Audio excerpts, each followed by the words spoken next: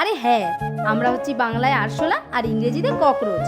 লুকিয়ে থাকি রান্নাঘর বা বাথরুমের কোণে অথবা জেনজিদের মনে। আমাদের সাধারণত চার পায়ে হামাগুড়ি, কখনো কখনো মন চাইলে পাখা মেলেও উড়ি। এই যেই বাড়িতে এখন আছি আমি, এই বাড়িতে একটা মেয়ে আছে। জানি না বাবা, এই মেয়েদের সাথে আমার কিসের এত শত্রুতা। দেখা হলেই আ আ করে চিৎকার করবে। আর তোমরা যদি এই ছবিটিকে ভালোবাসো তাহলে চ্যানেলটি সাবস্ক্রাইব করে দিয়ে ভিডিওটি লাইক করে দিবে।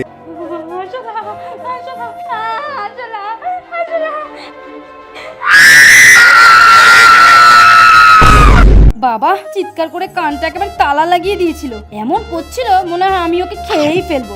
না তোমরাই বলো, আমি এইটুকু একটা আরশোলা হয়ে অত বড় একটা দামড়ি হাতিকে কিভাবে খাই? যাই হোক, এবার কাজের কথায় আসা যাক। দিন রাত্রি 24 ঘন্টা আমার মেন কাজই হচ্ছে থালা বাসন, খাবার দাবারের উপর থেকে হাঁটা আর উড়ে এ দেওয়াল থেকে ও দেওয়ালে যাওয়া, আবার ও দেওয়াল থেকে সে দেওয়ালে যাওয়া। এই ডিউটির মাঝেই হঠাৎ দেখতে পাই একটা বাটিতে কিছু একটা ঢাকা দেওয়া। বাবা বাবা, চারপাশে আবার লক্ষণ রেখার দাগ দেওয়া। এমন একটা ভাব ওই বাটিটা যেন মা সীতা আর আমি লঙ্কার দুষ্ট রাবণ।